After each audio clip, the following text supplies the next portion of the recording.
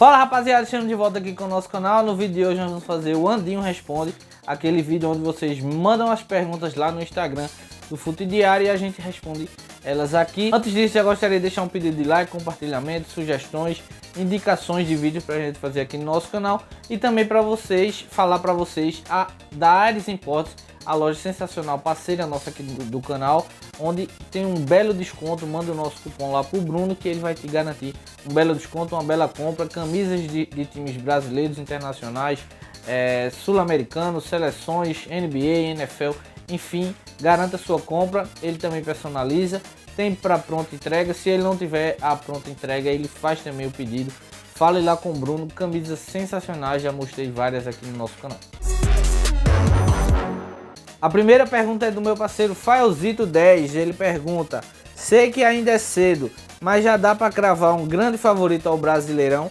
Vou emendar a pergunta dele com a do Yuri Ramon, outro grande parceiro nosso aqui do canal, que pergunta o seguinte: acredita que o Galo pode bater de frente com o Flamengo para a disputa do Brasileirão? E o Palmeiras?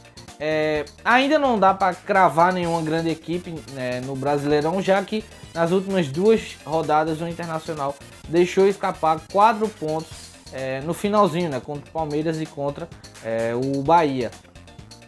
Talvez, se tivesse garantido esses 4 pontos, já largaria aí como o grande favorito, por conta da sua campanha ser fora da curva e muito acima das outras equipes. Atualmente é o líder e a melhor equipe da competição por enquanto, não só em questão de pontos, mas em questão de rendimento, é o Internacional.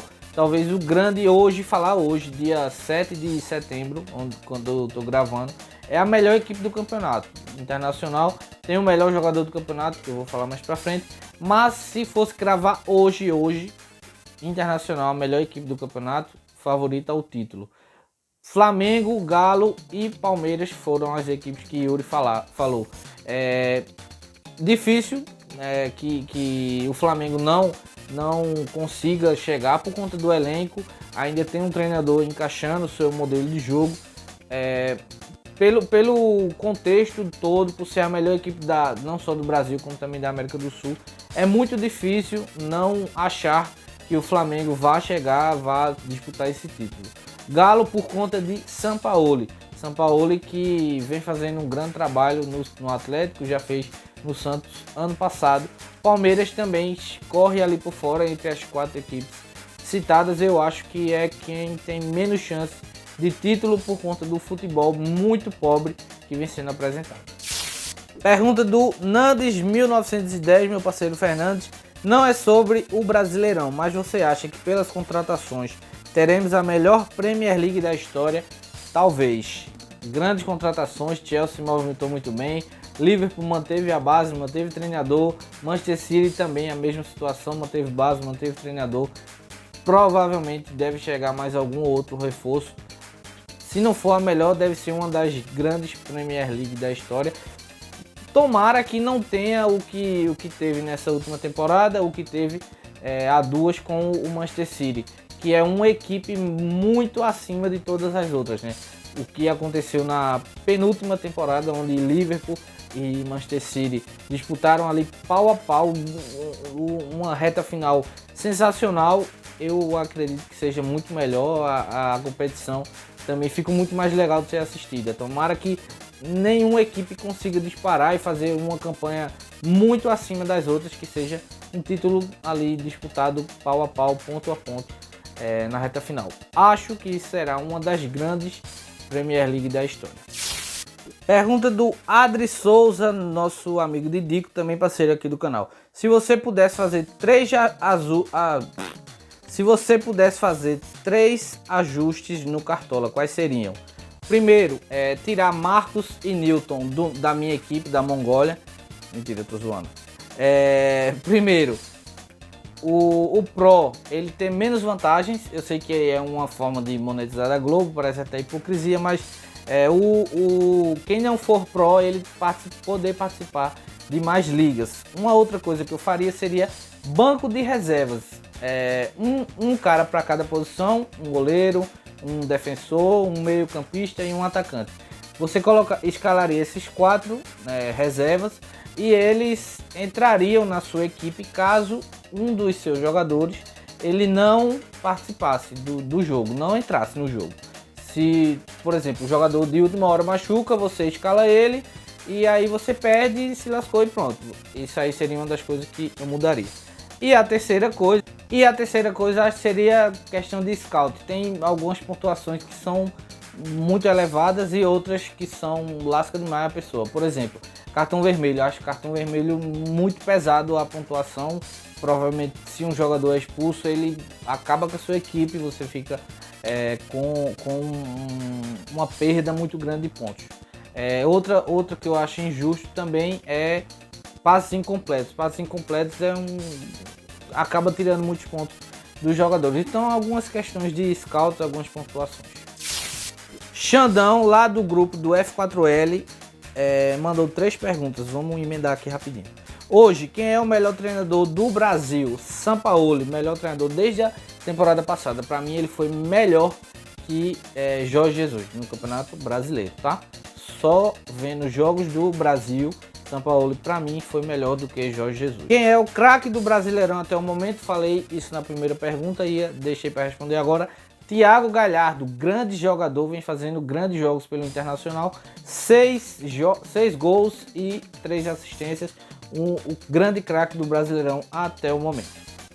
Não sai mais do meu time do Cartola, viu? O que pensa a respeito de Luxemburgo no Palmeiras e de Renato Gaúcho no Grêmio? Devem cair? Não. Eu, se fosse dirigente das duas equipes, não seria ainda o momento de demissão, porque Luxemburgo, apesar de não vir demonstrando um grande futebol, ele até reconheceu isso na última entrevista, na entrevista de ontem, pós-jogo contra o Bragantino, onde o Palmeiras venceu. Ele reconheceu que o Palmeiras não vinha demonstrando um grande futebol, não vinha demonstrando um futebol ainda ao nível do seu elenco, né? Mas eu acho que vem tendo resultados bons, ganhou um título que o Palmeiras não ganhava há 12 anos e eu acho que uma questão de ajuste ou um ajuste ou outro ali, o Palmeiras pode vir a disputar mais coisas ainda esse ano. Próprio Campeonato Brasileiro, onde o Luxemburgo sabe vencer essa competição, já venceu ela 2 vezes por pontos corridos e mais 3 por mata-mata, e talvez uma Libertadores, talvez Copa do Brasil. Eu acho que não é nem ainda questão de pensar demitir Luxemburgo. Renato Gaúcho já é uma outra questão. O Grêmio vem tendo um desempenho bem abaixo e questões de resultados ele tem tido nos últimos anos, mas recentemente vem deixando um pouquinho a desejar o Grêmio. Tem horas que a gente pensa que o Grêmio vai chegar no Campeonato Brasileiro, vai disputar bem e não disputa. Ele acaba deixando o Campeonato Brasileiro de lado para priorizar as competições de mata-mata. Ainda não é hora de demissão, mas se fosse pensar, eu acho que Renato Gaúcho está um pouquinho mais próximo. Ainda não é hora de demissão também, mas eu acho que se fosse analisar quem está mais próximo de ser demitido, se é Luxemburgo ou se é Renato Gaúcho, eu acho que Renato Gaúcho está um pouquinho acima por conta dessa questão de priorizar uma competição e deixar sempre o Campeonato Brasileiro de lado, e aí fica aquele gostinho, o Grêmio poderia ter chegado, o Grêmio poderia... Essa questão, mas só desempenho, eu acho que ele já demonstrou que já deu volta por cima mais de uma vez, pode fazer esse Grêmio render novamente. Então nenhum dos dois devem cair. Henrique César, lá do nosso grupo do IR Notícias, perguntou o seguinte: os torcedores do Corinthians podem esperar uma melhora no trabalho de Thiago Nunes ou chega melhor admitir que não deu certo e trocar o treinador? Não acho que é hora de demitir Thiago Nunes, até por conta das pouquíssimas opções que tem no mercado. O Thiago Nunes vem fazendo um trabalho abaixo das expectativas, né? Não é nem questão de resultado, é questão de desempenho mesmo, né? O Corinthians começou o ano já com muita coisa precisando ser definida, questão de pré-libertadores, questão já de Campeonato Paulista, já tendo que resolver, que vencer jogos muito rapidamente, e a gente sabe que era uma mudança muito drástica no modelo de jogo do Corinthians e que Thiago Nunes passaria por dificuldades. Passou, conseguiu de certa forma ir levando as coisas algum modo, mas também está na hora de evoluir, né? O Corinthians não pode estar jogando a bolinha que vem jogando, principalmente nas duas últimas partidas dentro de casa contra o Fortaleza e contra o Botafogo, onde não merecia vencer nenhuma das duas partidas, e inclusive contra o Botafogo merecia perder a partida, já que o Botafogo foi bem melhor que o Corinthians no jogo. Tem tido problemas principalmente na defesa, com Danilo Avelar, com problemas na lateral esquerda, que não resolve, não decide quem é o seu titular. Para mim hoje Piton é muito mais jogador do que Sid Clay. Tem errado algumas situações, mas tem um lastro, um espaço para desenvolvimento bem maior. É um jogador que, se for bem trabalhado, é um jogador que pode render bons frutos ao Corinthians. Então Thiago Nunes tem que rapidamente fazer a equipe jogar bem e consequentemente os resultados voltarão a vir. Então não é hora ainda de demissão. É um treinador que tem condições de fazer um trabalho acontecer, mas tem que ser um pouco mais rápido. Futsal de Campo, nosso parceiro lá do Instagram, pergunta o seguinte: Marinho, Galhardo e Everton Ribeiro merecem ser convocados? Só Everton Ribeiro. Marinho e Galhardo ainda não demonstraram uma regularidade grande para estar convocados para serem jogadores de seleção brasileira, apesar de que atualmente são os melhores jogadores do campeonato, porém eu acho que não ainda merecem estar na seleção brasileira. Só Everton Ribeiro, esse aí já merece, até por conta da carência. Não temos aí grandes meias no futebol mundial que sejam brasileiros para estarem na seleção. De Moraes, parceiro nosso lá do Resenhando Futebol Clube, pergunta o seguinte: por que o futebol brasileiro está tão fraco? Eu vejo alguns pontos. Dirigentes fraquíssimos, né, que não tem um plano, não tem uma ideia de jogo, não tem não seguem uma linha, né, principalmente na questão dos treinadores. Demitem muito rapidamente, jogam a culpa nos treinadores. Também esses mesmos dirigentes que fazem coisas tenebrosas com o dinheiro dos clubes. A gente fica sabendo de quase nada. Só vê o que aconteceu com o Cruzeiro, veio conquistando muitos títulos, né, consecutivamente, e aí do nada, estoura uma bomba gigante, Cruzeiro rebaixado, milhões de dívidas, e aí a gente vê o que os dirigentes podem fazer com um clube de futebol. Jogadores que não são do nível gigante, né, que a gente sabe, do melhor nível do futebol, apesar de termos grandes jogadores aqui no futebol brasileiro, mas não é a sua maioria.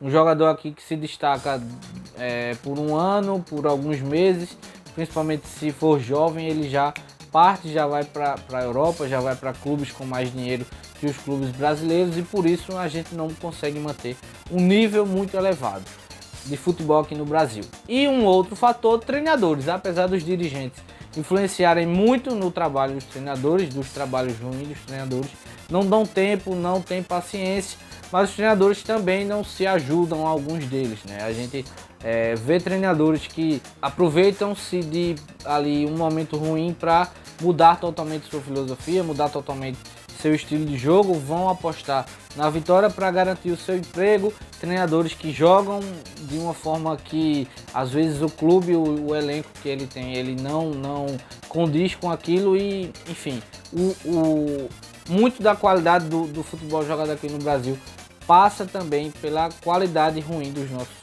treinadores.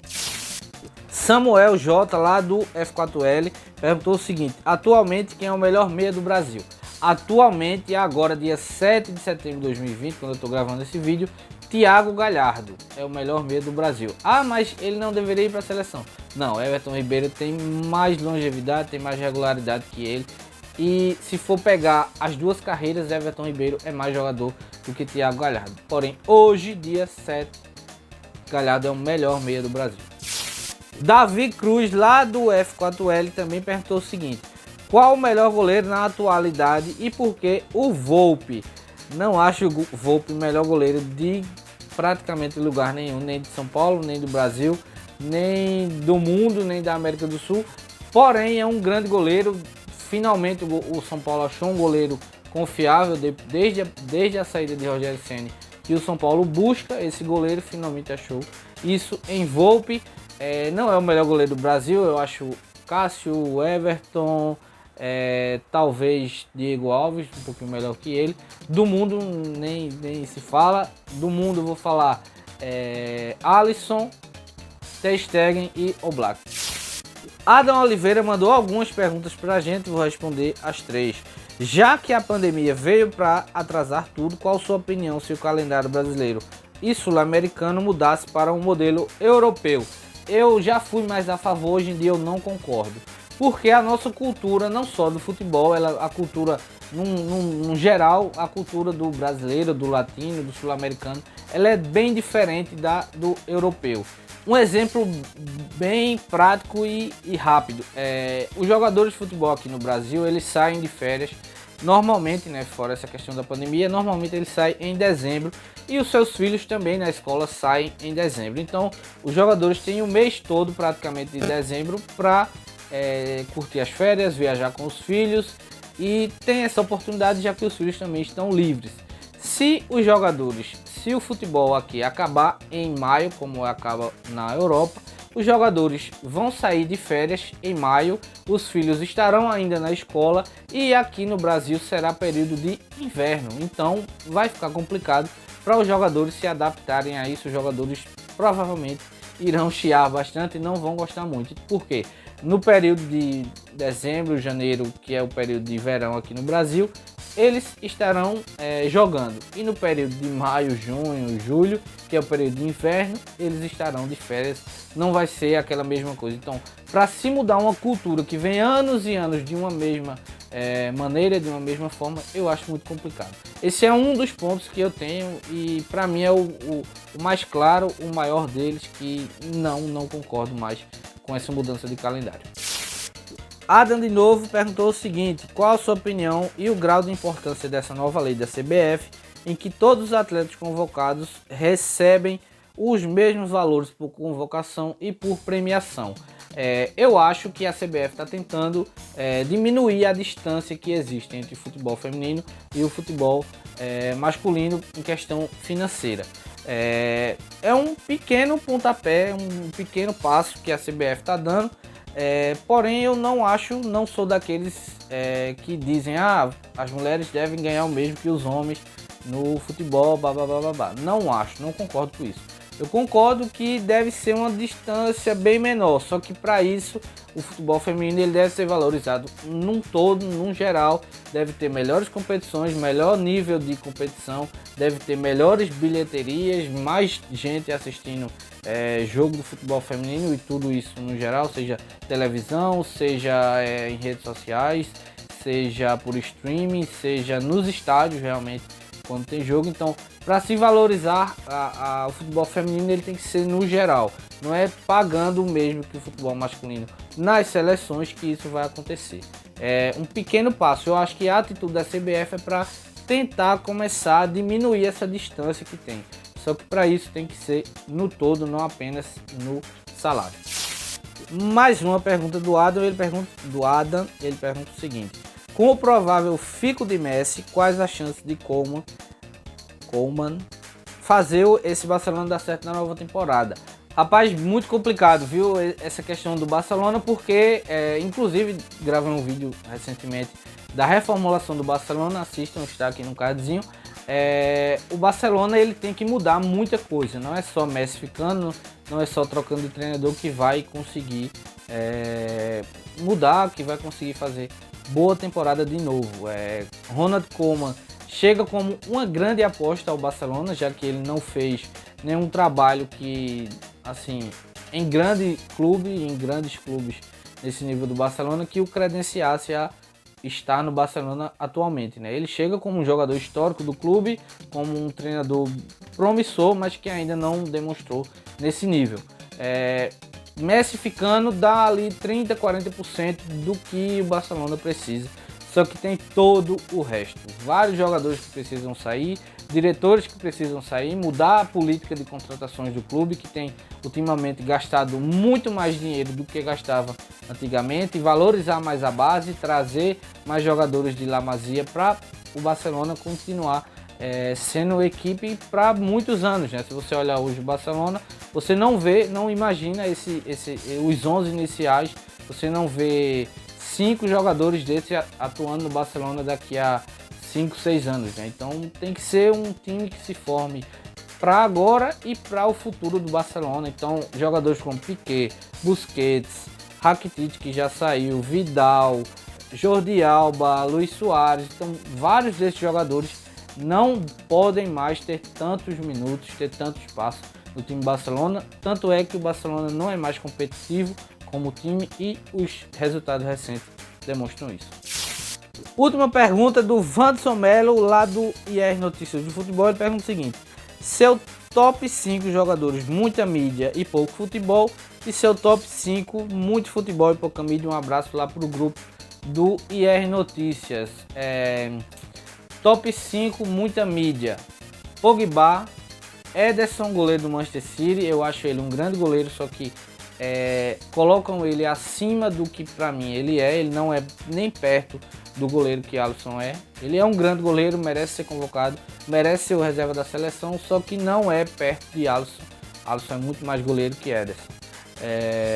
Vinícius Júnior, nem é culpa dele, tá? Nem é culpa de Vinícius Júnior, mas o colocam num status que ele ainda não é. Ele é um jogador ainda em maturação, ainda é um jogador que evolui, vai evoluir bastante. Para mim ele não é esse perna de pau que alguns acham, nem é o craque também que acham. Então muita mídia em cima dele, porém não é culpa dele, tá?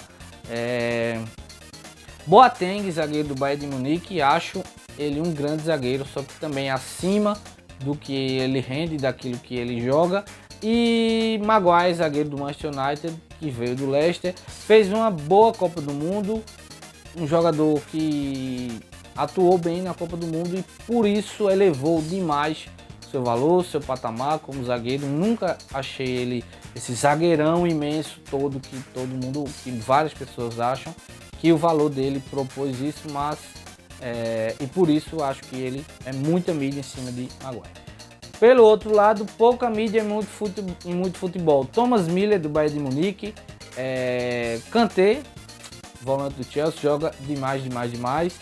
Ruben Neves, volante do Wolverhampton. Se esse cara jogasse no Manchester United, no Chelsea, no Manchester City, ele valeria 100 milhões de euros.